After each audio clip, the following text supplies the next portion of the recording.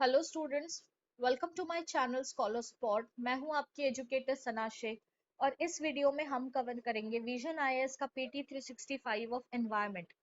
So basically, in this document, we are going to see the current affairs from April 22 to December 22. But before starting with this, I just want to request all the viewers to please like, share and subscribe to my channel. Okay? और आगे जो भी PT 365 का document आप चाहते हो कि मैं कवर करूं तो प्लीज मुझे बताइएगा ताकि हम लोग उसको कंसिडर करें और नेक्स्ट टॉपिक आपके एक्सपेक्टेशंस के हिसाब से ही हम लोग ले। ठीक है, तो एनवायरनमेंट हम लोग पहले एक साथ कवर कर लेंगे। पूरा एनवायरनमेंट हमारा कवर होने के बाद हम लोग दूसरे सब्जेक्ट पे मूव ऑन करेंगे। तो जो भी नेक्स्ट सब्जेक्ट आप चाहते हो वो प्लीज मुझे बताइएगा। ठीक है, तो एनवायरनमेंट की अगर आप बात करो न्यूज की, तो इसमें इस डॉक्यूमेंट में ऑलरेडी इंडेक्स में हमें काफी डिटेल्ड वे में न्यूज़ दी गई है। जैसे कि आप देख सकते हो कि क्लाइमेट चेंज से रिलेटेड सारी इंफॉर्मेशन हमें एक जगह पे दी गई है। बायोडाइवर्सिटी से रिलेटेड न्यूज एक जगह पे कंसोलिडेटेड है। पोल्यूशन से रिलेटेड न्यूज एक जगह दी गई है। We have news related to sustainable development, the different projects, green permits, cloud forest assets, and then we have the news related to disaster management and so on. अगर आप बात करो सेग्रीगेशन की, तो इस डॉक्यूमेंट में ऑलरेडी सारी news काफी सिंप्लीफाइड वे में है। हमें सिर्फ इसे समझना है। ठीक है, और मैं चाहती हूँ कि हर एक एस्पिरेंट जो भी इस वीडियो को देख रहे हैं वो प्लीज अपनी खुद की भी नोट्स बनाए। और इसमें अगर आप चाहते हो तो आपके पास अगर इसका हार्ड कॉपी होगा तो आप उसमें भी इंपॉर्टेंट लाइंस को अंडरलाइन कर सकते हो। ओके, तो हम लोग आज जो सबसे पहला टॉपिक जो डील करेंगे that is related to climate change. Okay, तो क्लाइमेट चेंज में जो फर्स्ट न्यूज आई है वो है आपकी IPCC six assessment report part 3। तो अगर आप न्यूज पढ़ते हो, न्यूज देखते हो, तो आपको पता होगा कि आईपीसीसी ने already part 1 and part 2 release किया था। अभी रिसेंटली इसकी आईपीसीसी की पार्ट 3 आई है, रिपोर्ट सिक्स असेसमेंट रिपोर्ट आई है। तो इस रिपोर्ट को समझने के पहले हम लोग देखते हैं कि आईपीसीसी है क्या।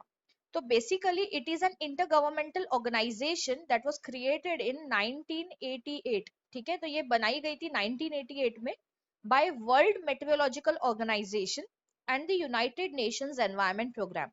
ओके, तो डब्ल्यूएमओ एंड यूएनईपी ने मिलकर 1988 में इस ऑर्गेनाइजेशन को बनाया था। और इसका ऑब्जेक्टिव ये था ताकि ये गवर्नमेंट को साइंटिफिक इंफॉर्मेशन प्रोवाइड कर सके ताकि वो क्लाइमेट पॉलिसीज बनाए।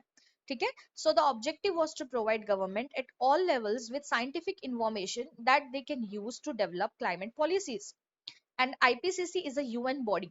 Clear, it is a UN body for assessing the science related to climate change. Okay, तो आईपीसीसी कब बनाई गई थी? 1988 में by WMO and UNEP. Clear, तो डब्ल्यूएमओ ने और यूएनईपी ने इसको बनाया है। ये एक यूएन बॉडी है which is like it is for assessing the science related to climate change. और अगर आप इसके मेंबर्स की बात करो तो टोटल 195 मेंबर्स है and India is a member to this. Clear, समझ आया सभी को? ओके, तो अभी देखते हैं कि ये न्यूज में क्यों था।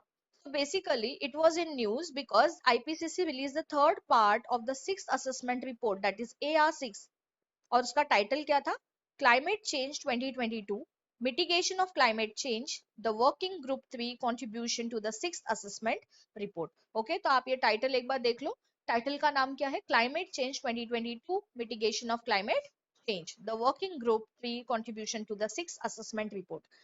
अगर आप इस रिपोर्ट की बात करो तो ये रिपोर्ट हमें बताता है एक updated global assessment of climate change mitigation progress and pledges and examines the source of global emission. ठीक है, तो ये बेसिकली ये रिपोर्ट हमें एक अपडेटेड ग्लोबल असेसमेंट बता रहा है जिसमें हम लोग मिटिगेशन प्रोग्रेस देख रहे हैं, चेंजेस क्या क्या है वो देखा और प्लेजेस देखा है। और हम लोग इसमें एग्जामिन भी मतलब लाइक ये रिपोर्ट एग्जामिन भी करती है कि कौन से अलग अलग सोर्सेज है ग्लोबल एमिशन के। और अगर आप इसकी फर्स्ट टू रिपोर्ट्स की बात करो तो इसका जो फर्स्ट रिपोर्ट था वो था climate change 2021, the physical science basis, and it was released in August 2021। And the second one was report of working group 2, climate change 2022, impacts, adaptation and vulnerability, and this was released in February 2022। अब synthesis report एक है, वो schedule की गई है 2023 के लिए, वो 2023 में रिलीज होगी। अगर आप मिटिगेशन टारगेट्स की बात करते हो तो अगर हम देखें यहाँ पर तो ग्लोबल वार्मिंग 1.5 डिग्री सेल्सियस और global warming 2 degree Celsius. Okay, तो ये अगर हमें ग्लोबल लिमिट करना है, ग्लोबल वार्मिंग लिमिट करना है, तो हम लोगों को देखना है कि हमें रिड्यूस करना है हमारा green house gas emission by 43%, 27% by 2030। फिर global net zero carbon emission हमें अचीव करने हैं, मीथेन रिडक्शन हमें करना है, ठीक है। और अब अगर देखो तो नेट जीरो कार्बन एमिशन का ये मतलब नहीं है कि पूरी तरह से जीरो कार्बन एमिशन होगा, इसका ये मतलब है कि जितना आप एमिट कर रहे हो उतना आप उसको रिकवर भी कर पा रहे हो, ठीक है। तो ये होता है कि ग्रीन हाउस गैस एमिशंस जो होता है वो हमें लिमिट करना बहुत जरूरी है, because it has a very negative impact on the environment.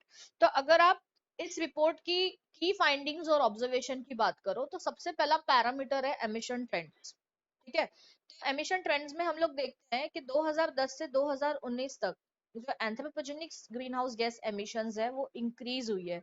अगर आप बात करो एंथ्रोपोजेनिक की, एंथ्रोपोजेनिक का मतलब होता है जो ह्यूमन एक्टिविटीज के वजह से ग्रीन हाउस गैसेस एमिशंस हुए हैं, उसमें एक राइज देखने को मिला है 2010 से 2019 तक।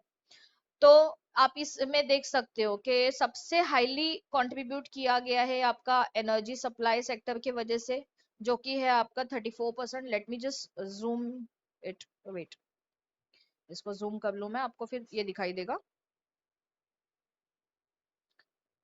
सी, तो यहाँ आप देख सकते हो कि आपका जो ये ग्रीन हाउस गैस एमिशन हो रहा है नेट एंथ्रोपोजेनिक एक्टिविटीज की वजह से, उसका हाईएस्ट कंट्रीब्यूटर है एनर्जी सप्लाई सेक्टर। उसके बाद में आप देख सकते हो कि इंडस्ट्रीज की वजह से सबसे ज्यादा एमिशन हो रहा है। Then we have agriculture, forestry and other land use, then we have transport and lastly we have the building.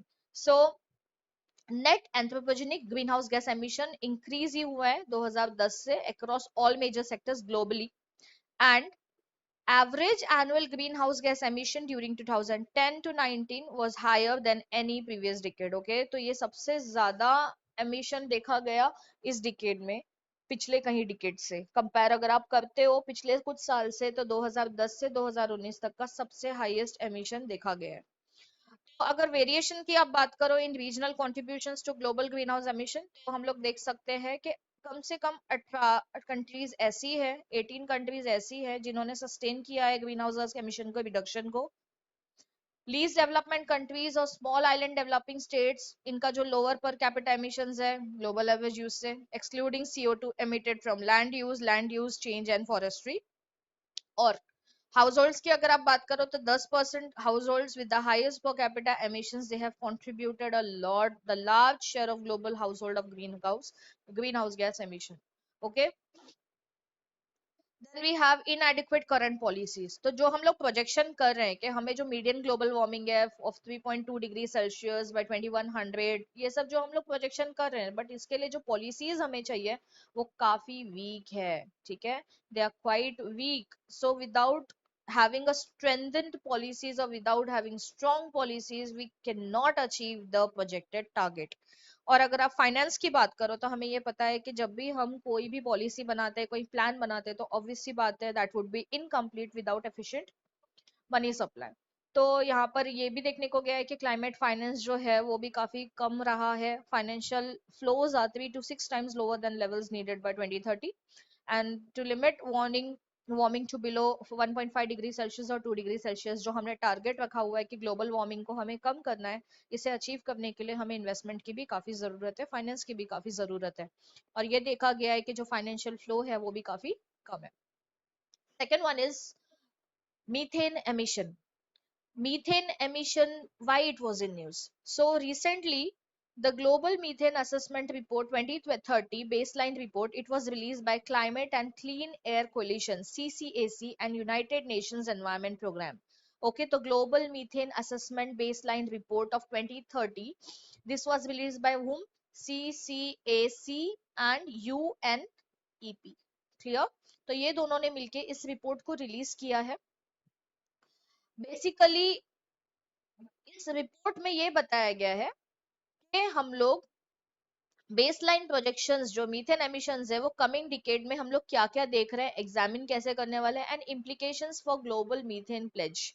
तो ये की फाइंडिंग्स में अगर आप देखोगे तो methane in the atmosphere amount of methane in the atmosphere is 260% of the pre industrial levels. मतलब अगर आप देखो कि जब इंडस्ट्रियल एरा था, नहीं था, like 17th century, 18th century की अगर आप बात करो, तो ये पीरियड ऑफ टाइम में जो मीथेन एमिशन था वो काफी लो होता था, राइट। लेकिन अभी इंडस्ट्रियल एरा इतना ज्यादा इंक्रीज हो चुका है कि अभी हम लोगों को 260% मीथेन देखने को मिलता है हमारे एटमॉस्फेयर में। तो ये जो रिपोर्ट थी वो लॉन्च की गई थी climate and clean air ministerial meeting at 27th conference of parties में, COP27 to United Nations framework convention on climate Change, that is UNFCC। Okay, तो ये रिपोर्ट को लॉन्च किया गया था COP27 में, to United Nations framework convention on climate change. और ये क्या बता रहा है हमें? It examines baseline projection of methane emissions over the coming decade and implications for global methane pledge target. और क्या देखा गया कि इसकी फाइंडिंग्स क्या क्या है कि 260% of the pre industrial levels हमें राइज देखने को मिल रही है, amount of methane in the atmosphere में। देन नेक्स्ट इज जो ह्यूमन एक्टिविटीज के थ्रू मीथेन एमिशंस हो रहा है, they are responsible for nearly 45% of current net warming. Okay, तो अभी हमने थोड़ी देर पहले भी डिस्कस किया कि एंथ्रोपोजेनिक एक्टिविटीज की वजह से काफी ज्यादा नुकसान होता है हमारे एनवायरनमेंट को, और उसका एक मेजर रिलीज एमिशन मीथेन का भी होता है, जो कि अभी कंट्रीब्यूट कर रहा है 45% of the current net warming. And 2020-21 saw the largest annual increase recorded। Okay, और 2021 में सबसे ज्यादा इंक्रीज हमें देखने को मिला। अभी हम लोग मीथेन के बारे में कुछ समझ लेते हैं कि मीथेन है क्या। मीथेन का एक्चुअली केमिकल फॉर्मूला है CH4। इसकी कैरेक्टरिस्टिक्स ये है कि उसका कोई कलर नहीं होता, उसकी कोई स्मेल नहीं होती, and it is a primary component of natural gas. इसको एक पावरफुल ग्रीन हाउस गैस भी माना जाता है।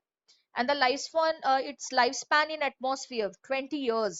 ओके, ये 20 साल तक के हमारे एटमोसफियर में एग्जिस्ट करता है। ग्लोबल वार्मिंग पोटेंशियल ये है कि more than 80 times greater than that of CO2। Carbon के कंपैरिजन में 80 गुना ज्यादा हमारे एटमॉस्फेयर में हीट क्रिएट करता है। It warms the atmosphere. Okay, and it is responsible for more than 25% of global warming, half of the growth in the tropospheric ozone formation.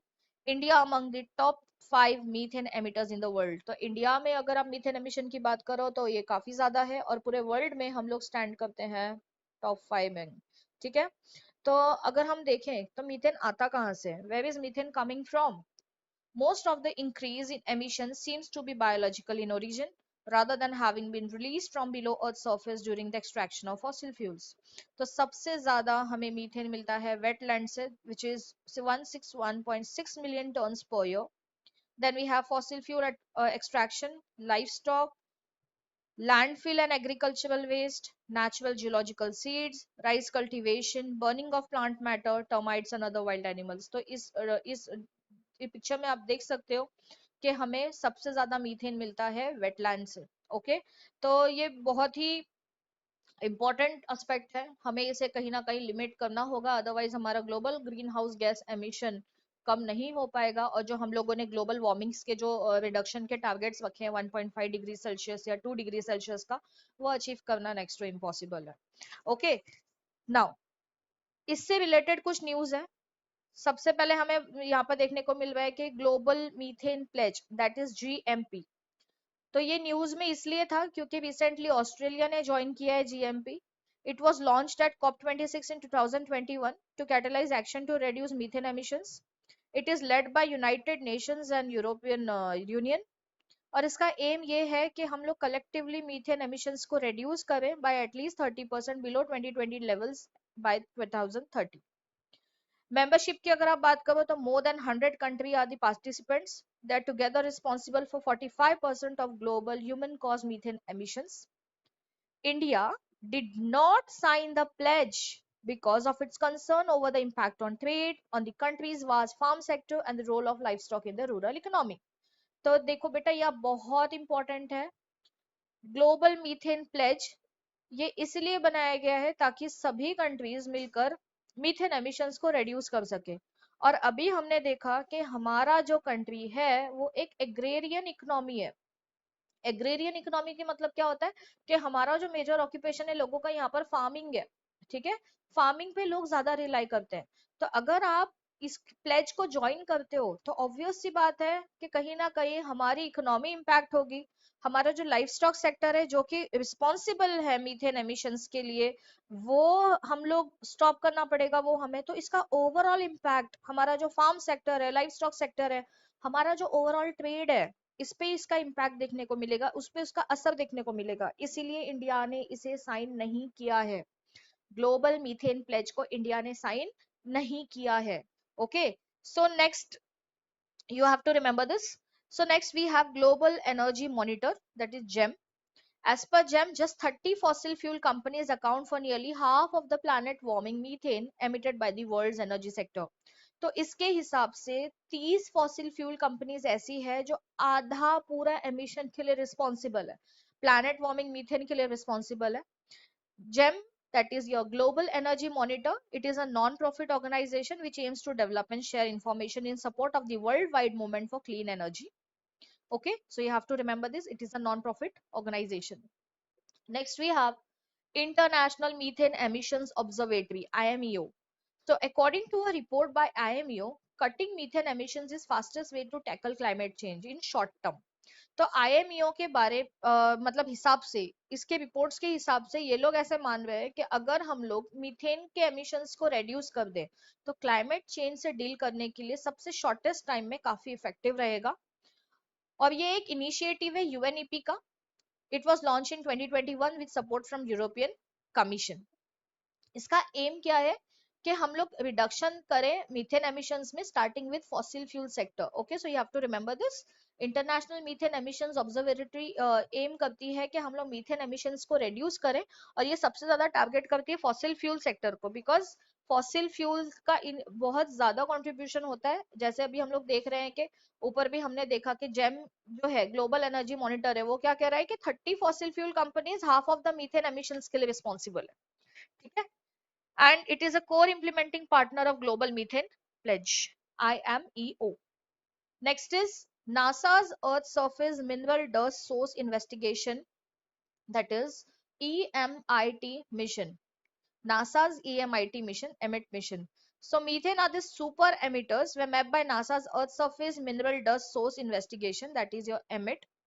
EMIT mission helped to identify more than 50 super emitters of methane gas in Central Asia, West Asia and Southwestern United States.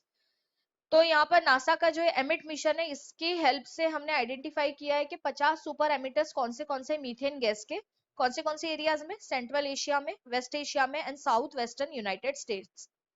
तो super emitters की अगर आप बात करें तो यहाँ पर देखा जा रहा है कि इक्विपमेंट है, अदर इंफ्रास्ट्रक्चर है, typically in the fossil fuel, waste और agriculture sectors, they emit the highest methane. Okay, so I hope कि ये मीथेन एमिशन से रिलेटेड न्यूज आपको क्लियर है। The next is ocean acidification and Arctic ice. तो ये news को हम समझने वाले हैं। अब ये न्यूज में क्यों था, यहाँ देखा गया है कि a team of researchers has flagged changing chemistry of western region of ocean, Arctic Ocean, after discovering acidity levels increasing 3 to 4 times faster than ocean waters as well. तो अगर आप यहाँ देखो तो ये न्यूज में इसलिए बिकॉज एसिडिटी लेवल जो है वो इंक्रीज हुआ है 3 to 4 टाइम्स। ठीक है, ओशंस में, कौन से ओशंस में, सॉरी, जो दूसरी जगह पे आर्कटिक आइस है वहां पर आपको देखा जा रहा है कि यहाँ पर जो एसिडिटी लेवल है वो बढ़ चुकी है। ओशन एसिडिफिकेशन की अगर आप बात करो तो यहाँ हम लोग ओशन एसिडिफिकेशन को ऐसे समझे कि जब पीएच लेवल में रिडक्शन आता है ओशन में over N extended period of time, इसका कॉज ये है कि CO2 जो है वो इंक्रीज हुआ है, और इसका इम्पैक्ट ये है कि harmful, it is harmful to lives that are formed relying on the carbonate based shells and skeletons altered marine food change। ठीक है, तो ओशन में जब उसका पीएच लेवल में इंक्रीज देखने को मिला है तो हम उसको कहते हैं कि एसिडिटी उसकी बढ़ गई है, इंक्रीज एसिडिफिकेशन हो गया है। ठीक है, and it is very dangerous because जो भी life form marine food chains जो इसमें इंक्लूडेड है उनके उनके ऊपर अल्टीमेटली इसका इफेक्ट देखने को मिलेगा। ठीक है, तो आप देख सकते हो कि यहाँ पर कैसे ओसिडिफिकेशन, ओशन एसिडिफिकेशन वर्क करता है। CO2 जा रहा है, कार्बन एसिड है, फिर हाइड्रोजन आयंस हमें देखने को मिलते हैं। Okay, so you can just go through this. Next is about Arctic region. तो geographic region spreading around the north pole is your Arctic region. आप ये इमेज में भी देख सकते हो कि ये आपका आर्कटिक रीजन है, see this one, the northern pole वाला रीजन। ओके, तो यहाँ पर क्या देखा जा रहा है कि जो एरिया आर्कटिक सर्कल में आता है, line of latitude about 66.5 degree north of the equator, ये हमारा आर्कटिक सर्कल होता है। सिग्निफिकेंस की अगर आप बात करो तो यहाँ पर आर्कटिक में हमें देखने को मिल रहा है कि melting of ice due to climate change making region more accessible for economic exploitation, oil and gas reserves, metals and minerals. अब देखो सिंपल सी बात है, आर्कटिक पोल जो है बेसिकली वो पूरा स्नो कवर्ड है, लेकिन क्लाइमेट चेंज इतना हो रहा है कि वहां की जो आइस है वो मेल्ट हो रही है, और जैसे जैसे आइस मेल्ट होती जाएगी वैसे वैसे लोग वहां पर अप्रोच करेंगे। क्यों अप्रोच करेंगे उस प्लेस को? बिकॉज वहां से उनको ऑयल्स एंड गैस के रिजर्व्स मिलेंगे, मेटल्स मिलेंगे, मिनरल्स मिलेंगे, तो वहां पर वो एक्सप्लोरेशन की एक्टिविटीज के लिए जाएंगे, एक्सट्रैक्शन होगा, और अल्टीमेटली वो लोग, हम जो ह्यूमन है, हम जो लोग हैं, हम लोग ऑब्वियसली बात है वो भी एरिया को नहीं छोड़ेंगे, ठीक है? तो हम लोगों की तो नीड्स कभी फिनिश होने वाली है नहीं। और ये बहुत ही लाइक एक इम्पॉर्टेंट बात है कि मतलब हम लोगों को सोचना चाहिए कि अगर हमारा क्लाइमेट चेंज हो रहा है तो ऑब्वियसली बात है कि हम लोग ये भी एरिया को एक्सप्लोर करेंगे और यहाँ के भी मिनरल्स को हम यूज करना स्टार्ट करेंगे और एक्सप्लॉयटेशन बढ़ाएंगे, ठीक है? तो अल्टीमेटली अगर आप देखो तो ये एक्सप्लॉयटेशन ही हो रहा है और कुछ नहीं हो रहा है, ठीक है? नेक्स्ट इज, अगर आइस मेल्ट होती है तो ये तो इकोनॉमिक एक्सप्लॉयटेशन तो पक्का होगा, साथ ही साथ हम लोग ट्रेड रूट भी यहाँ पर निकाल लेंगे, तो हम लोग ओपन नॉर्दर्न सी रूट बना सकते हैं यहाँ पर as a new trade sea route, and it will help circulate world ocean currents. It is characterised as world's climate change barometer. Okay, तो इंडिया इन आर्कटिक की अगर आप बात करो तो यहाँ पर हम लोग देखते हैं कि Arctic research program since 2007 with several expedition undertaken till date. Arctic research program हमने देखा है 2007 से, हमने फर्स्ट आर्कटिक पॉलिसी को अनवील्ड किया था, और हम लोग देखते हैं कि one of the observers in the Arctic council है India. Indian Arctic station Himadri is located at Norway. तो इंडिया का आर्कटिक ओशन का अगर आप देखो ना, उसका नाम क्या है? हिमाद्री। ये लोकेटेड है नॉर्वे में, and serves as a hub of Indian scientific investigation since 2008। So you have to remember this कि इंडियन आर्कटिक स्टेशन का नाम क्या रखा है हमने? हिमाद्री रखा है, and it is located in Norway. Clear? I hope this part is clear to you. Next is, इससे रिलेटेड कुछ न्यूज है, that is your Arctic amplification. अगर आप न्यूज में देखो तो आर्कटिक सर्कल जो है बेसिकली ये इसलिए न्यूज में क्योंकि वहां की आइस मेल्ट हो रही है। तो क्यों हो रहा है ये? Because there heating is increased up to 4 times as fast as rest of the world due to arctic amplification. Enhancement of near surface air temperature changes over arctic relative to lower altitudes। और इसका cause क्या है? Global warming है, ice albedo feedback, lapse rate feedback, water vapour feedback and ocean heat transport. और इसका impact ये होगा कि इसका जो फोना है रीजन का, ये इफेक्ट होगा, स्पेशली जो पोला बेयर्स है, वेल्स है, सील्स है, they would open up new sea trade routes would facilitate further extraction of natural resources. तो अगर आप इसका इम्पैक्ट देखो तो एनिमल्स के ऊपर इसका इम्पैक्ट देखने को मिलेगा, न्यू सी ट्रेड रूट बन सकता है। अभी हमने देखा कि नॉर्दर्न एरिया को एक्सप्लोर करने के लिए हमें न्यू सी ट्रेड रूट हम देख सकते हैं नॉर्थ साइड में, अगर आर्कटिक का ऐसा ही हाल रहा तो। और साथ ही साथ इसका जो एक्सट्रैक्शन है, ये प्लेस पे जो एक्सप्लॉयटेशन होगा इकोनॉमिक के लेवल पे, तो वो भी बहुत ज्यादा एक्सट्रीम में देखने को मिलेगा, ठीक है? So this is your related news of Arctic amplification. Clear? तो इसके बाद में आप देख सकते हो नेक्स्ट न्यूज है इससे रिलेटेड, ज़ॉम्बी आइज और डूम्ड आइज। चांसेस है इसके ऊपर क्वेश्चन आए, ज़ॉम्बी आइज क्या होता है? So zombie ice is a it is from massive Greenland ice sheet will eventually raise global sea level by at least 10 inches. It's the ice that is still attached to thicker areas of ice but is no longer getting fed by those large glaciers because parent glaciers are getting less replenishing snow. इसका मतलब क्या होता है कि ये ऐसी ice है जो थिकर एरिया से अटैच है, बट उनको, वो जो बड़े बड़े ग्लेशियर्स हैं वो अभी फीट नहीं कर रही है, बिकॉज जो उनके पेरेंट ग्लेशियर्स है उनको ही सफिशिएंट स्नो नहीं मिल पा रहा है, ठीक है? That is your zombie ice और doomed ice. Next is Arctic report card 2022। It is released by US National Oceanic and Atmospheric Administration annually since 2006। Okay, तो ये आर्कटिक रिपोर्ट कार्ड कौन रिलीज करता है? US national ocean and atmospheric administration. हर साल ये report आती है 2006 से। It provides an up to date environmental information on Arctic. और इसकी हाइलाइट्स क्या क्या है? That Arctics continue to warm more than twice as fast as rest of globe, persistent summer sea ice due to cooler surface water and north winds at the Chukchi sea. Okay, I hope the pronunciation is correct. Chukchi sea. Okay, तो ये Arctic से related news हो गई. Next we have international conferences, conventions and initiatives. Let us understand this. So the first thing is 27th conference of the parties, that is COP 27. इससे related हम news देखने वाले हैं. So the COP 27, the 27th conference of the parties of United Nations framework convention on climate change was held at Sharm el Sheikh, Egypt. It recently concluded. तो शर्म अल शेख में हमने देखा, शर्म अल शेख में कि हमारी कॉप 27 हुई है. तो कॉप 27 की अगर आप बात करो तो इसका सिग्निफिकेंस ये है कि that it aims to build on previous successes including the Glasgow Climate Pact of COP26 and pave the way for higher ambition on mitigation, adaptation and climate finance with focus on loss and damage. तो इसके पहले हम समझ लेते कि COP26 था क्या. COP26 का मेजर आउटकम क्या था. सबसे पहले तो बोला गया यहाँ पर कि हम लोगों को अनएबेटेड कोल को फेज डाउन करना है and phase out of efficient fossil fuel subsidies, finalisation of international carbon markets. और हम लोगों ने देखा है कि पोस्ट कॉप 26 जो बॉन क्लाइमेट चेंज कॉन्फ्रेंस था वो भी हुआ था, जिससे हमने देखा कि first technical dialogue of global stocktake हुआ, draft of a global goal on adaptation etcetera. ठीक है, तो फॉसिल फ्यूल की सब्सिडीज को फेज आउट करना ये फर्स्ट एवर कॉप डिसीजन था. टारगेट एक्शन हमने लिया अगेंस्ट फॉसिल फ्यूल. ये सब कब का है, कॉप 26 का है जो 2021 में ग्लासगो में हुआ था.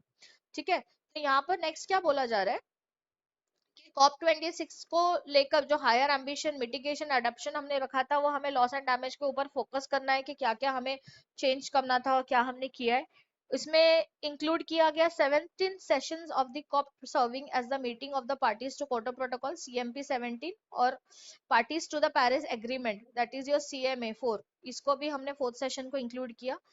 और it concluded with Sharm el Sheikh implementation plan. COP 27 conclude हुआ. अब अगर आप बात करो तो कॉप 27 के जो टारगेट्स है जो इजिप्शियन प्रेसिडेंसी ने फिक्स किए वो कौन से. The first one is adopting transformative adaptation agenda. Next one is providing, mobilising and delivering climate finance for developing countries. Next is avoid backsliding on commitments and pledges, ensuring a managed and just transition based on low emission, action to clarify support for loss and damage, and shifting from pledging to implementation at scale and on time. तो ये कुछ targets हैं कि हमें एक transformative adaptation करना है agenda का, मोबिलाइज करना है, क्लाइमेट फाइनेंस करना है डेवलपिंग कंट्रीज का, और हमने जो भी कमिटमेंट की है, प्लेजेस लिए हैं, उससे हमें पीछे नहीं हटना है. ये सारी चीजें हमें ध्यान देनी है यहाँ पर. ठीक है, तो ये कॉप 27 में शर्मल शेख में डिसाइड किया गया. अब इसकी अगर आप बात करें तो इसकी की आउटकम्स क्या क्या है. सबसे पहले हम देखते हैं कि क्लाइमेट टारगेट्स. तो क्लाइमेट टारगेट्स में बोला गया countries are requested to revisit and strengthen their 2030 climate targets by the end of 2023 as necessary to align with Paris agreement. तो जो कंट्रीज है यहाँ पर वो कंट्रीज को रिक्वेस्ट किया गया है कि वो अपनी पॉलिसीज को, अपने टारगेट्स को फिर से रिविजिट करें और स्ट्रेंथन करें, ताकि हम लोग 2030 तक के जो क्लाइमेट टारगेट्स रखे गए हैं वो हम लोग उसको अलाइन कर पाए पेरिस एग्रीमेंट के साथ. मिटिगेशन प्रोग्रेस में ये बोला गया है कि finalise the details of mitigation work programme to urgently scale up mitigation ambition and implementation in this decade. जो भी हमने मेजर्स डिसाइड किए हैं वो हम इस डिकेड में अचीव कर पाए, ये सारी चीजें हमें कंसिडर करनी है. फिर हमें बोला गया है कि हमें एक ऐसा फ्रेमवर्क डेवलप करना है जो ग्लोबल गोल पे रिलाई करता है ऑन एडेप्शन. Okay, adaptation. और बोला गया है कि न्यू प्लेजेस लेंगे जिसमें more than USD 230 million USD में टू द अडेप्टेशन फंड, इतना अमाउंट हम लोगों को फंड के थ्रू भी देखने को मिलेगा. और फाइनेंस की अगर आप बात करो तो Paris agreement to report back at COP 28. Article 2.1C reads financial flow should be align with global temperature targets. Loss and damage की अगर आप बात करो तो new funding arrangement establish for loss and damage will assist developing countries that are particularly vulnerable to adverse effects of climate change. Then a transitional committee to be set up to make recommendations for the operationalization of the new funding arrangements at COP28. तो देखो आप, तो यहाँ पर loss and damages के बारे में दिया गया है कि जो जो कंट्रीज को इफेक्ट हो रहा है इसका उनको असिस्ट किया जाएगा. एक ट्रांजिशनल कमिटी बनाई जाएगी ताकि वो रिकमेंडेशंस को फॉलो कर सके और अच्छे अच्छे फंडिंग्स का अरेंजमेंट कर सके एट COP 28 तक. और सेंटियागो नेटवर्क का एक इंस्टीट्यूशनल अरेंजमेंट भी बनाया जा रहा है यहाँ पर। The host of the secretariat of the network will be selected by 2023। Okay, उसके बाद आप बात करो एनर्जी की, तो हमें लो एमिशन एनर्जी सिस्टम्स देखना है, हमें फेज डाउन करना है अनएबेटेड कोल पावर को। फाइनेंशियल सिस्टम रिफॉर्म की अगर आप बात करो तो multilateral development banks and international financial institutions को इंकरेज किया गया है कि वो रिफॉर्म करें उनका ऑपरेशनल मॉडल, चैनल, डिस्ट्रीब्यूशन, ताकि वो ग्लोबल क्लाइमेट इमरजेंसी की रिक्वायरमेंट के हिसाब से फंक्शन करें। क्योंकि ऑब्वियस सी बात है कि जो आउटडेटेड लाइक मॉडल्स हैं, चैनल्स हैं, उनको हमें चेंज करना होगा ताकि हमारे जो भी टारगेट्स है बेसिकली क्लाइमेट को लेकर वो हम लोग अचीव कर पाए। ठीक है, जस्ट ट्रांजिशन लॉन्च किया गया एक वर्क प्रोग्राम। यहाँ पर बोला गया है कि हमें हर साल एनुअली हमें high level ministerial round table बना with the first taking place at COP 28 next year. तो कॉप 28 से जो अगले साल होने वाली है उसमें high level ministerial round tables बनेंगे जहां पर मीटिंग्स होगी और ये हर साल होना चाहिए। एग्रीकल्चर की आप बात करो तो कोरोनिविया जॉइंट वर्क फॉर एग्रीकल्चर, इसको और 4 साल लीज दी गई है by establishment of the 4-year Sharm el Sheikh joint work on implementation of climate action on agriculture and food security। और ये Koronivia joint work for agriculture ये एक ऐसा प्रोग्राम है जो फोकस करता है, it's the only programme to focus on agriculture and food security under UNFCCC. Okay, UNFCCC, UNFCCC.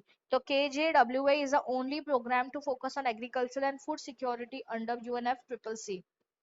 Technology transfer and deployment की अगर आप बात करो तो ये बोलता है कि हमें first joint work programme of the technology executive committee and the climate technology centre and network it will be set up for 2023 and 2027 to 2027।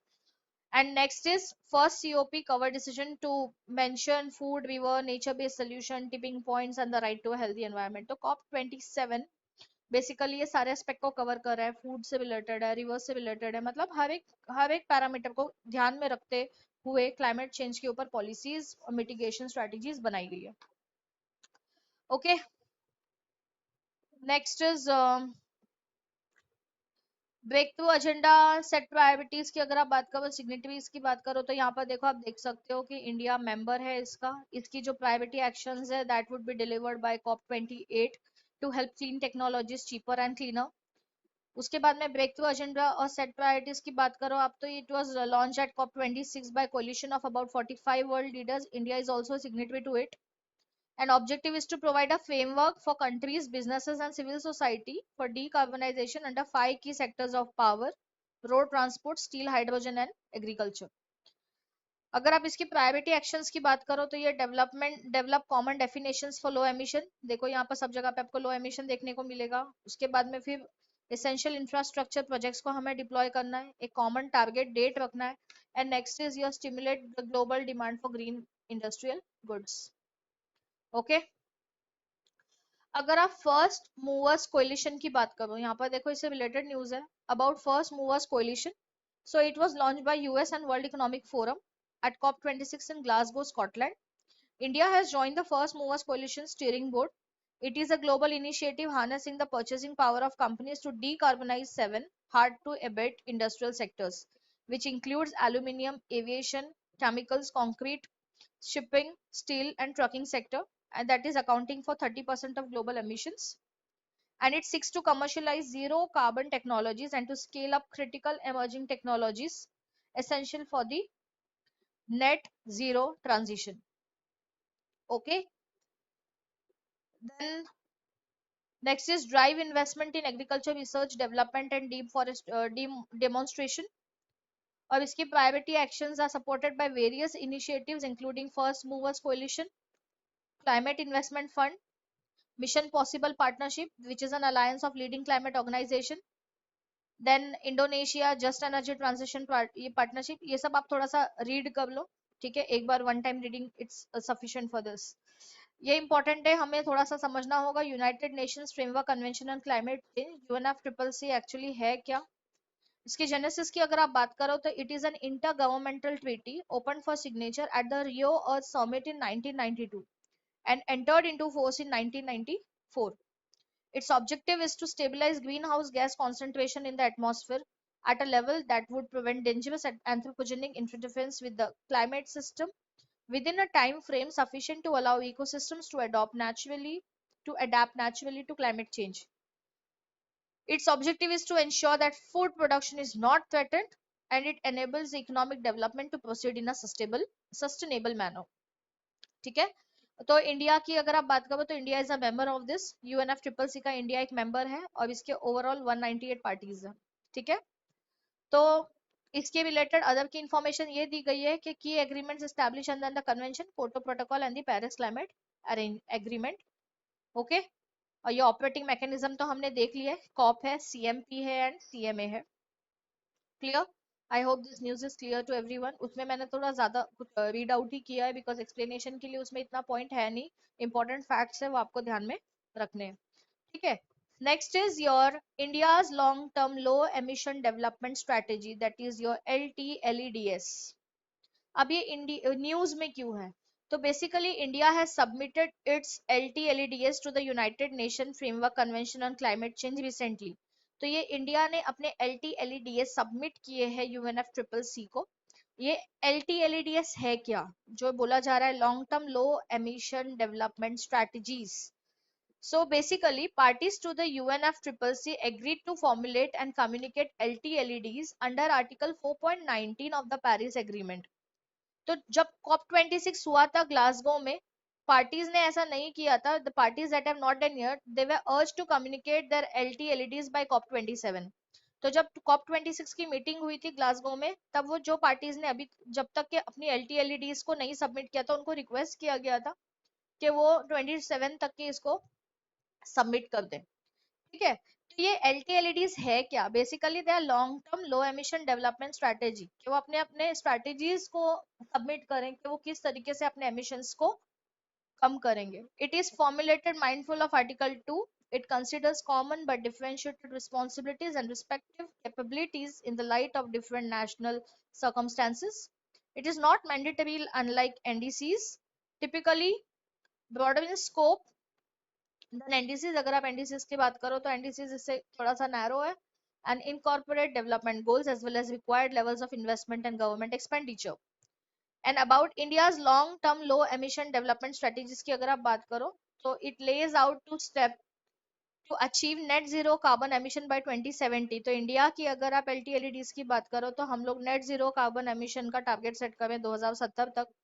Rest on 7 की transitions to low carbon development pathways informed by the vision of lifestyles of the environment. ठीक है, और यहाँ पर आप देख सकते हो इस टेबल में कि LTLEDs का क्या क्या है, एलिमेंट्स क्या क्या है और उसकी करंट पॉलिसीज क्या क्या है. जैसे NDC टारगेट है 50% of non fossil capacity by 2030. Okay, तो ये आप वन टाइम इसकी रीडिंग कर लो. Just you go through this once, you all read this, एक बार इसको याद रख लो. बाकी जो जो इंपॉर्टेंट है वो मैंने आपको बता दिया है. अगर आप इस न्यूज से रिलेटेड चीजें अगर आप देखते हो तो एक यहाँ पर बताया गया न्यूज में in our lifetime campaign. ये है क्या? Basically this is launch by National Museum of Natural History under the Ministry of Environment Forest and Climate Change and United Nations Development Programme. इसका ऑब्जेक्टिव ये है कि ये जो भी यूथ है 18 to 23 इयर्स ऑफ एज में, उनको एंकरेज करें ताकि वो एक मैसेज बियरर बने सस्टेनेबल लाइफस्टाइल के. And the youth here will be encouraged to submit their climate actions that contribute to lifestyles for the environment within their capacity, which are sustainable, scalable, and serve as a good practice that can be shared globally. ठीक है, तो यहाँ पर ये encourage करता है youth को ताकि वो एक अच्छी लाइफस्टाइल, एक हेल्दी लाइफस्टाइल को प्रमोट करें जो हमारी एनवायरमेंट की लाइक अलाइनमेंट के थ्रू सुटेबल हो. ठीक है, अब नेक्स्ट न्यूज है आपकी 50 years of Stockholm Conference. Why it is in news? So recently Stockholm plus 50 meeting was held at Stockholm, Sweden to commemorate the 50 years since the 1972 United Nations Conference on Human Environment, also known as the Stockholm Conference, which made the environment a pressing global issue for the first time. तो recently Stockholm conference के 50 साल complete हो चुके हैं. तो यहाँ पर जो स्टॉकहोम प्लस 50 का जो थीम है वो ये है कि healthy planet for the prosperity of all, our responsibility, our opportunity. तो इसका थीम याद रखना है आपको, दिस इज इम्पोर्टेंट. इसका थीम क्या है? A healthy planet for the prosperity of all, our responsibility, our opportunity.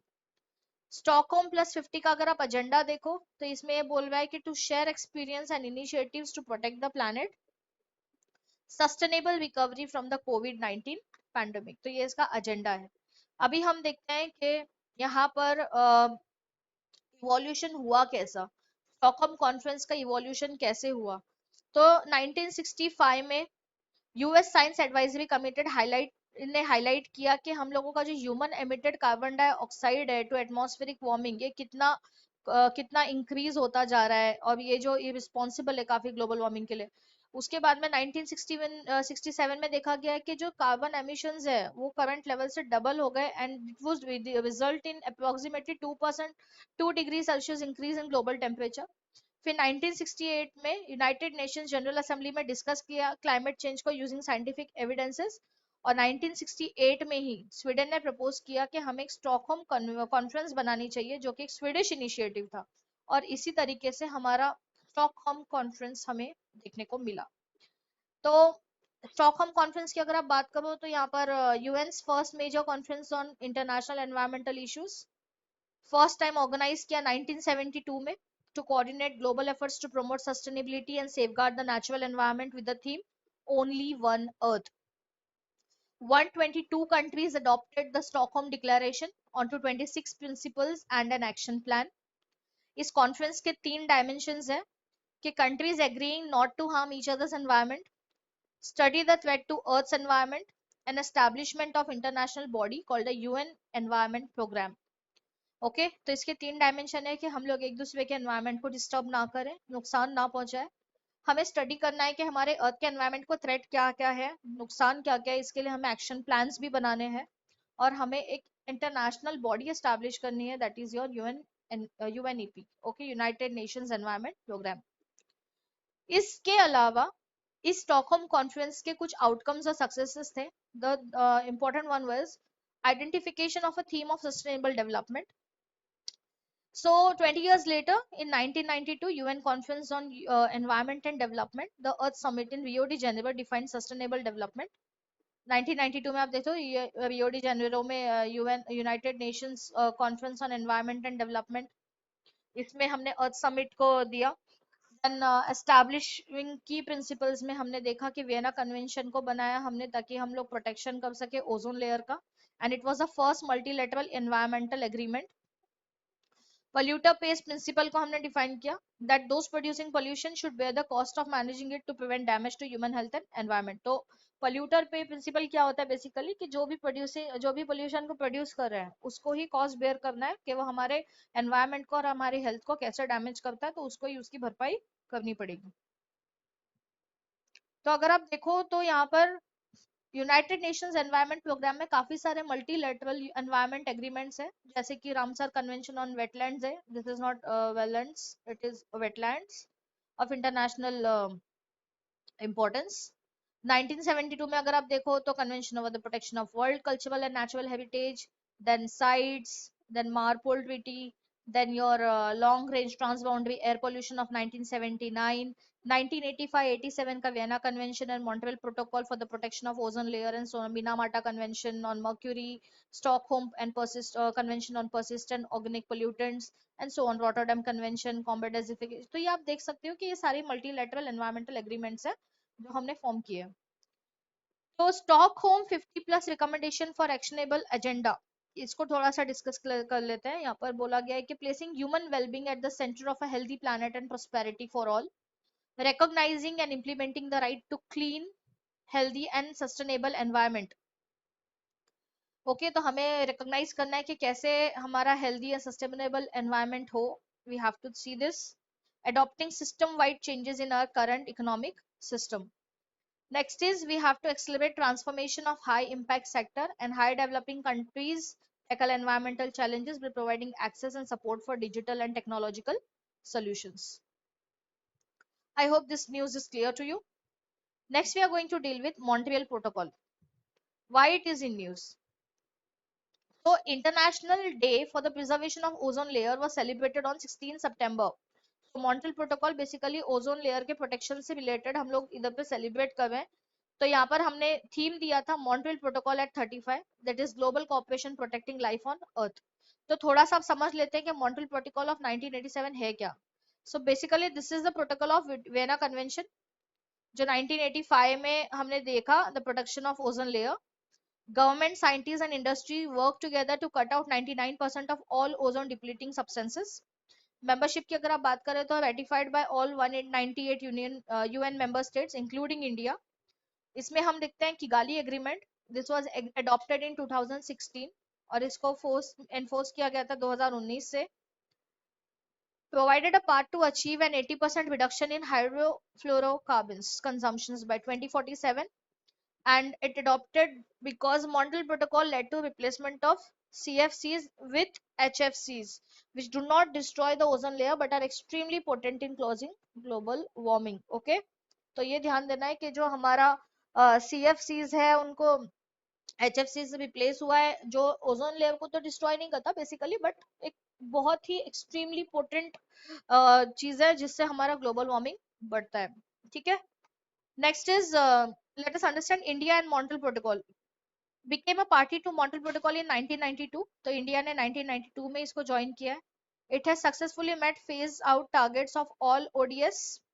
Okay, ODS क्या है आपका? Ozone depleting substances. Approved the ratification of Kigali Amendment to Montreal Protocol in 2021. Accordingly, India has to start phase down by 2028 and cut hydrofluorocarbons emissions by 15% of 2024 to 26 levels by the year 2047. Okay, तो easy सी news है, कुछ difficult नहीं है इसमें, very easy. Now the next one is about ozone and ozone depleting substances. इसको थोड़ा सा समझ लेते हैं कि ओजोन लेयर है क्या। बेसिकली ये स्ट्रेटोस्फेयर में कॉन्सेंट्रेटेड है और ये हमारे अर्थ पे आने वाली हार्मफुल यूवी रेज को एब्जॉर्ब करता है। ये न्यूज में एक कंसर्न की बात इसलिए बन गई है बिकॉज इसका जो ओजोन लेयर का जो कवरिंग है वो काफी थिन हो रहा है because of the harmful and potent gases. So 1985 ozone hole over the Antarctic observe किया गया, इसके लिए एक बहुत ही ज्यादा कंसर्न की चीज बन गई है, इसलिए ये कंटिन्यूअसली न्यूज में भी देखी जाती है। ओजोन डिप्लीटिंग सब्सटेंसेस की अगर आप बात करो तो हम लोगों का क्लोरोफ्लोरोकार्बन्स है, हेलोन्स, मिथाइल ब्रोमाइड, ब्रोमोक्लोरोमीथेन एक्सेट्रा, ये सारे कंट्रीब्यूट करते हैं मैनमेड केमिकल्स जिसमें सबसे ज्यादा हाई ओजोन डिप्लीटिंग पोटेंशियल है। अगर आप ओडीएस की बात करो तो ये आपको मिलेगा रेफ्रिजरेटर्स में, एयर कंडीशनर्स में, फायर एक्सटिंग्विशर्स में, फोम्स में एक्सेट्रा। ठीक है, तो ये तो हो गया आपका ओजोन डिप्लीटिंग सब्सटेंसेस। अगर ओजोन डिप्लीट हो जाता है तो इसका इम्पैक्ट क्या होगा? सबसे इंपॉर्टेंट तो ये है कि स्किन कैंसर हो जाएगा बेटा। ओके, कैटरैक्ट्स हो जाएंगे, it will weaken human immune system, decrease agricultural productivity, affect terrestrial and aquatic biogeochemicals, geochemical cycles etcetera. Ozone layer deplete हो गया तो डायरेक्टली हार्मफुल जो यूवी रेज है जो सन से आ रही है वो डायरेक्टली एंटर करेगी हमारे अर्थ में और इससे काफी सारी चीजों को इफेक्ट होगा। ठीक है, नेक्स्ट इज इससे रिलेटेड न्यूज है कि ozone depleting gas index, it was released by US national ocean and atmospheric administration. It tracks the overall stratospheric concentration of ozone depleting chlorine and bromine from long lived ODSs relative to its peak concentration in the early 1990। और ozone concentration एक commonly measured, it is commonly measured through Dobson unit. ठीक है, ozone concentration अगर आपको check करना है तो हम लोग इस यूनिट की मदद लेते हैं, Dobson unit.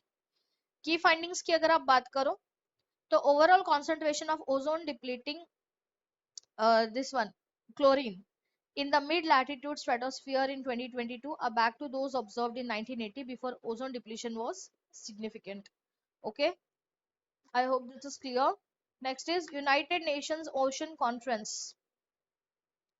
So the second United Nations Ocean Conference was co-hosted by Kenya and Portugal at Lisbon, ended with the Lisbon Declaration, a political declaration entitled Our Ocean, Our Future, Call for Action. Okay, अगर आप इसकी बात करो तो इसकी की commitments क्या क्या है? Protecting the exceeding 30% of national maritime zones by 2030, reducing plastic pollution, allocating funds to research on ocean acidification, climate resilience project, and achieving carbon neutrality by 2040. UNOC की अगर आप बात करो so it was first held in 2017 at United Nations headquarters in New York. It was co-hosted by the governments of Fiji and Sweden.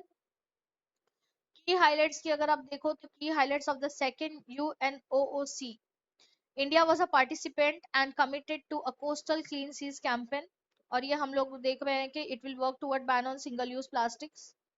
हम लोग already इसके ऊपर बहुत सारे मेजर्स ले चुके हैं कि हम लोग अभी अगर मार्केट में भी जाते हैं तो हमें बेसिकली सिंगल यूज प्लास्टिक नहीं दिया जाता है, it's completely ban in India. 150 countries collectively agree कर चुके हैं कि वो साइंस बेस्ड स्केल अप करेंगे, इनोवेटिव एक्शंस लेंगे ताकि वो ओशन इमरजेंसी को समझे और SDG 14 that is life below water, इसको हम लोग प्रोटेक्ट करें।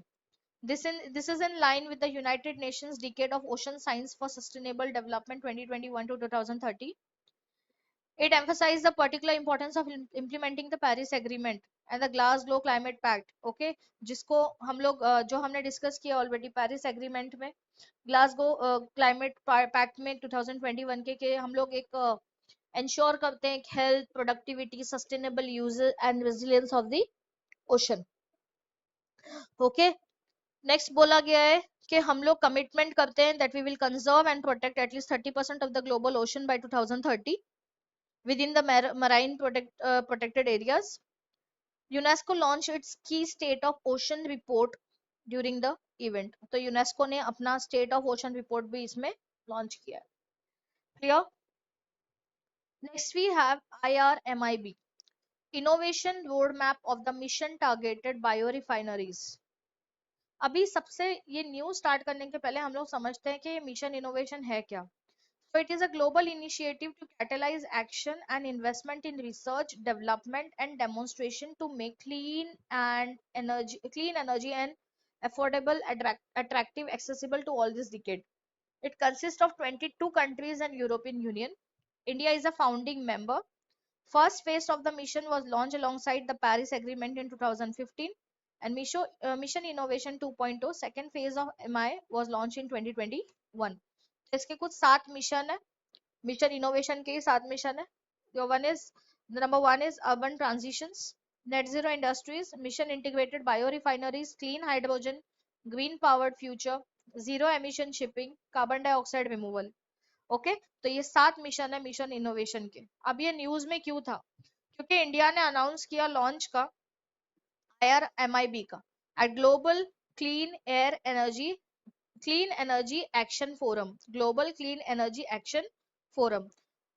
So this is developed by co-leads of mission integrated biorefineries with active inputs from Brazil, Canada, EC and UK.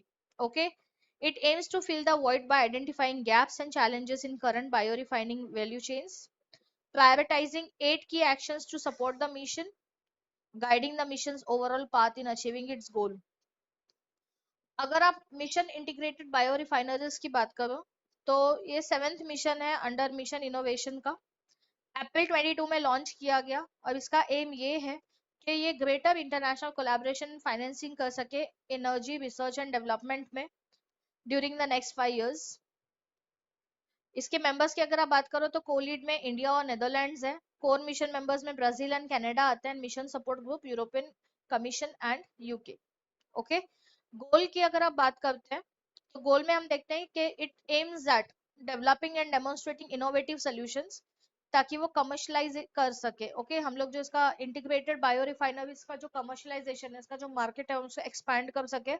और हम लोग इसमें टारगेट कर रहे हैं कि हम लोग फॉसिल बेस्ड फ्यूल्स को रिप्लेस करें, 10% एटलीस्ट रिप्लेस करें chemicals and materials with bio alternatives जो कि एनवायरनमेंट के लिए भी हार्मफुल नहीं होंगी। और हम ये टारगेट कर रहे हैं 2030 तक के अचीव करने का।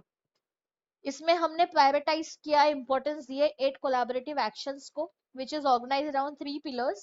Number 1 is supporting research development and demonstration, that is RD&D, accelerating pilots and demonstrations, improving policy and market condition. ठीक है, so I hope this news related to biorefineries is clear to everybody. Next we have related news जिसमें हम लोग देख रहे हैं कि funding opportunity on sustainable aviation fuels and hydrogen valley platforms were also launched. National funding opportunity on sustainable aviation fuels to support and conduct research development and demonstration ताकि हम लोग टेक्नोलॉजिकल इनोवेशन को फॉस्टर कर सके biofuels में aviation implications के लिए। Next हमने देखा कि हाइड्रोजन वैली प्लेटफॉर्म है। It was developed by Fuel Cells and Hydrogen Joint Undertaking. It is a global initiative to optimize the hydrogen demand and supply by on-site generation and utilization. It utilizes the renewable resources effectively and water access area with geographical identity. ठीक है, तो हम लोग देखते हैं यहाँ पर कि renewable resources को effectively use करके हम लोग अचीव कर रहे हैं, फ्यूल सेल्स को डेवलप कर रहे हैं. ओके, एक इनिशिएटिव है ताकि हम हाइड्रोजन डिमांड एंड सप्लाई को जनरेट कर सकें. Next is mission life, lifestyle for environment. Why it is in news? So recently, the Prime Minister launched Mission Life at the Statue of Unity at Kevadia, Gujarat to protect the environment. Okay, तो ये news में इसलिए था क्योंकि mission life जो lifestyle for environment है, इसको statue of unity Gujarat में हमने ये किया, लॉन्च किया. अगर आप इसकी मिशन लाइफ की बात करो तो मिशन लाइफ के कुछ ऑब्जेक्टिव्स है, इम्प्लीमेंटेशन है. सबसे पहले बोला गया कि India lead global mass movement है ये.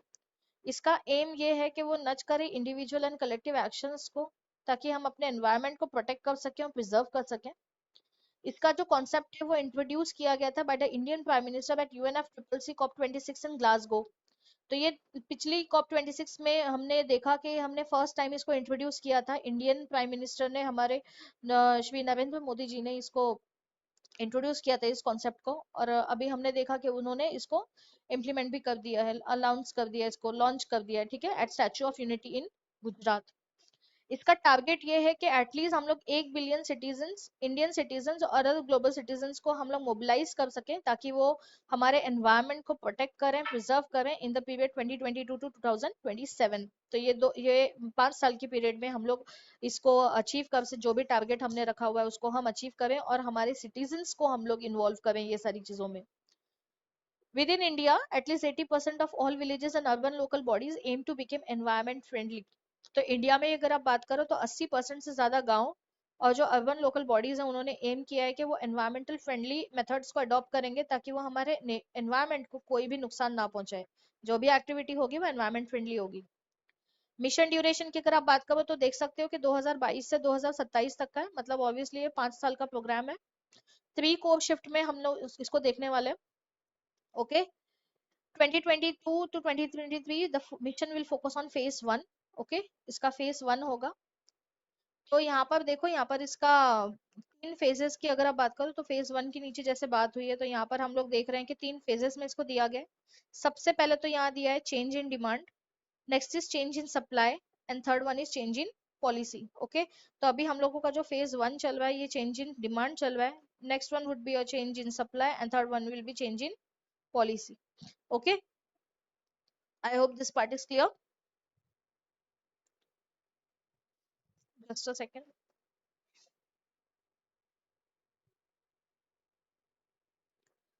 List of actions में अगर आप देखो तो energy saved, water saved, single use of plastic reduced, sustainable food site system adopted, waste reduce, स्वच्छता action, healthy lifestyle adopted and e-waste reduce. Okay, तो ये 7 हमने actions रखे हुए हैं.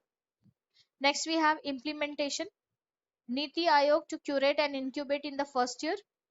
Subsequently, implementation of the Ministry of Environment, Forest and Climate Change in a non-linear and non-sequential manner. इसका vision ये है कि हम लोग एक हेल्दी लाइफस्टाइल जो हमारे प्लैनेट को हार्म ना करें ऐसी फॉलो करें. And people living such a lifestyle are called pro planet people, P3. Okay, अगर आप ऐसी लाइफस्टाइल फॉलो कर रहे हो जिससे आपके एनवायरनमेंट को, जिससे आपके नेचर को कोई भी नुकसान नहीं है, so you are pro planet people. Understood? Next we have recently at the World Economic Forum's Davos Agenda 2022, India's PM introduced the P3 movement that underlines India's climate change commitments. ये याद रखना है आपको. And it lists 75 lifestyle practices under 7 categories. वो हमने ऊपर देख लिया कि 7 कैटेगरी कौन सी है. Okay, so I hope this part is clear. This news is clear to everybody. Okay. Next we have carbon border adjustment mechanism. So carbon border adjustment mechanism है क्या, इसको पहले समझते हैं. सो basically this is a plan from the European union proposed इन 2021. ठीक है, और recently ये न्यूज में इसलिए है कि इंडिया ने अपोज किया है CBAM को और कार्बन बॉर्डर टैक्स को, which was proposed by European Union in 27th edition of the Conference of Parties in Sharm el Sheikh. So India ने यहाँ पर इसको अपोज किया हुआ है. यहाँ पर ये बोला जा रहा है कि कार्बन बॉर्डर एडजस्टमेंट मैकेनिज्म की अगर आप बात करो तो यहाँ पर बोला गया कि will tax carbon intensive products such as iron and steel, cement, fertilizer, aluminum, electricity and hydrogen from 2026. इसका एम क्या था कि एलिमिनेट कर सके डिफरेंस में carbon price paid by companies subjected to the European Union's emissions trading system और its domestic compliance based carbon market. ठीक है, तो बेसिकली ये क्या होता है, जो नॉन सप्लायर है, नॉन यूरोपियन यूनियन है, ठीक है, ये क्या कर रहा है, यहाँ पर एक सप्लायर है, यहाँ पर एक है, और यहाँ पर एक सप्लायर है जो यूरोपियन यूनियन के जो गुड्स एंड सर्विसेज है वहां पर ओरिजिनेट हो रहा है। तो ये बायर एंड सेलर है, तो बीच में ये लोग क्या कर रहे हैं, सीबीएम का सर्टिफिकेट देता है इम्पोर्ट का, ताकि जो भी एक कार्बन एमिट कर रहे हैं इसको इसका टैक्स पे करना पड़े। ठीक है, तो ये डबल इसका सिग्निफिकेंस क्या है देखो सीबीएम का, that it upholds the polluter pays principle. ठीक है, ये जैसे मैं आपको बता रही थी अभी कि कार्बन जो एमिट करेगा वो ही उसको बेयर करेगा। ठीक है, तो ये पोल्यूटर पे प्रिंसिपल को अपहोल्ड करता है, ये इंश्योर करता है कि क्लाइमेट एफर्ट्स जो हमने अंडरमाइन किए हैं, okay, it should not undermine due to carbon leakages, जो हमने क्लाइमेट ग्लोबल क्लाइमेट एफर्ट्स में हमने जो इंप्रूवमेंट करने के लिए जो मिटिगेशन पॉलिसीज बनाई है उसको हम लोग कार्बन लीकेजेस की वजह से इम्पैक्ट ना करें। It incentivizes non-European countries to increase their climate ambition. It encourages the more rapid application of renewable technologies and addresses the carbon leakage issue. It is a part of Fit for 55 in 2030 package. इसकी functioning की अगर आप बात करो तो European importers they buy carbon certificate corresponding to the carbon price. Okay, तो ये जो यूरोपियन यूनियन के इंपोर्टर्स होते हैं ये लोग क्या करते हैं, कार्बन सर्टिफिकेट्स खरीदते हैं on the lines of European unions carbon pricing rules. अब ये जो उसका जो डिडक्शन है वो क्लेम किया जाता है by the CBM liability if non European union producer has already paid for the emission in the country of production. तो इसका जो डिडक्शन है वो आप क्लेम कर सकते हो अगर आपने ऑलरेडी उसका पे किया हुआ है, मतलब जहां पर जो कंट्री मैन्युफैक्चर कर रही है, जहां पर प्रोडक्शन हो रहा है, अगर वहीं पर आप ऑलरेडी पे कर चुके हो कार्बन एमिशंस के लेकर पैसे, तो आप उसका डिडक्शन क्लेम कर सकते हो। इसका एक और एक नाम है that it is also known as carbon border tax और अ कार्बन लीकेज इंस्ट्रूमेंट। ठीक है, तो अगर आप कार्बन बॉर्डर टैक्स की बात करो, so it is a tax on carbon emissions imposed on imported goods from countries with less strict climate policies. It creates a level playing field between imports and domestic production. And if you talk about carbon leakage, so it is undermining of global climate efforts due to relocation of production. Okay, I hope these two terms are clear to you. Next, we have International Solar Alliance.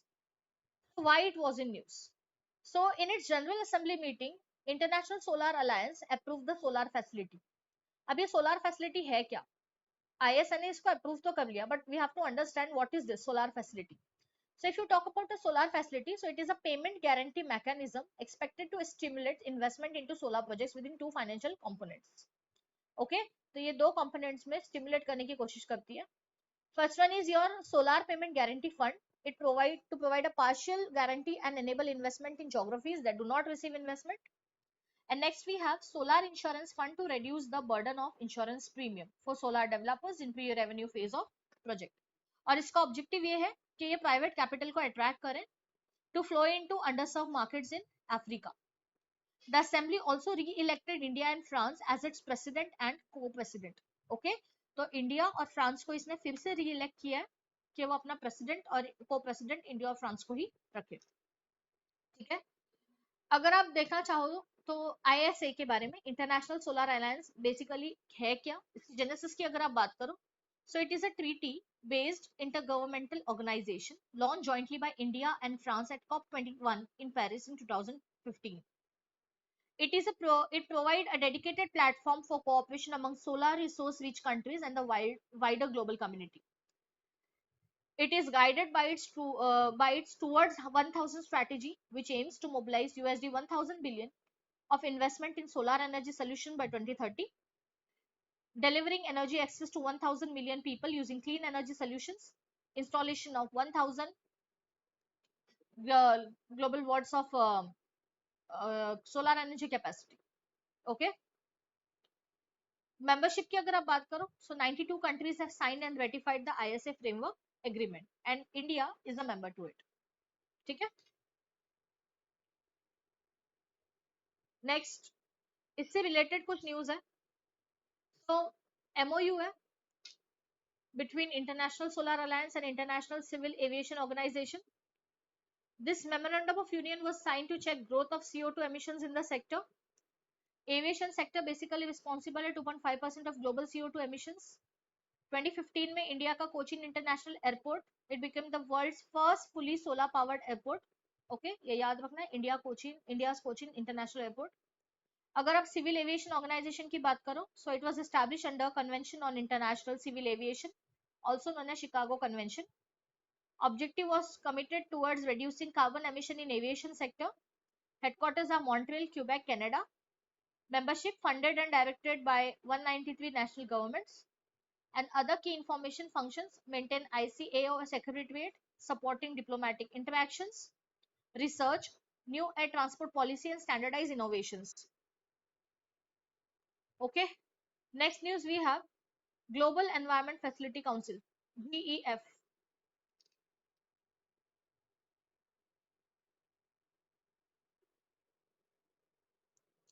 तो हम लोग ये वाली जो news है GEF की, ये हम इसे नेक्स्ट पार्ट में कंटिन्यू करेंगे.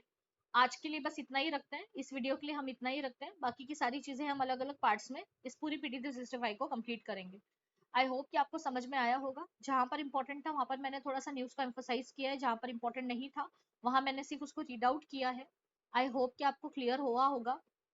किसी को कोई डाउट है तो आप प्लीज कमेंट सेक्शन में अपने कमेंट पूछ सकते हो, आप क्वेश्चन अपने पूछ सकते हो. And please do like, share and subscribe to my channel. Thank you for watching. Thank you everyone.